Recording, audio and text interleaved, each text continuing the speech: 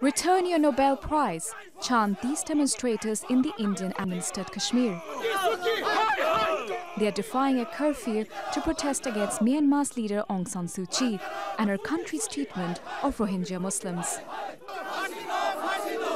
Hundreds marched through the streets.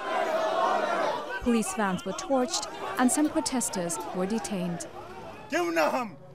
We can feel the pain of Muslims of Myanmar. We are also victims of a similar situation. We have seen the atrocities committed on the Muslims of Myanmar. We have seen how women, children and elderly are being killed. They are being subject to enforced exile. Solidarity marches were also held in the cities of Lucknow and Chennai. The Buddhists are targeting Rohingya Muslims. The massacre is underway and both the United States and the United Nations are silent on the matter.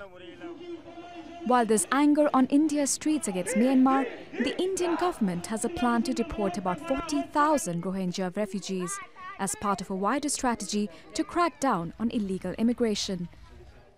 Early this week, Prime Minister Narendra Modi met Aung San Suu Kyi in Myanmar, where he said he shares the country's anxieties about what he called extremist violence in the Rakhine state. While India says Rohingyas pose a security threat, its economic and strategic interests in Myanmar are hard to overlook.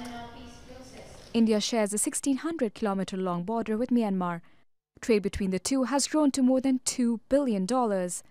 It's also building a port and waterways project in the Rakhine state.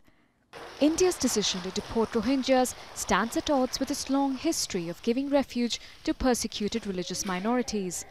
Thousands of Tibetans, including their spiritual leader, the Dalai Lama, have called India their home for decades. On Friday, the exiled Buddhist spiritual leader came out in support of Rohingyas. Those people, you see, who sort of harassing some Muslim, then they should remember Buddha.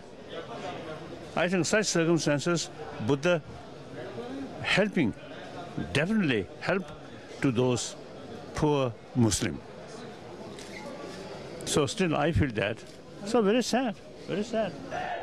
While public sympathy for Rohingyas grows, their fate in India is now locked in the country's top court. It's hearing a petition against their deportation. Priyanka Gupta, Al Jazeera.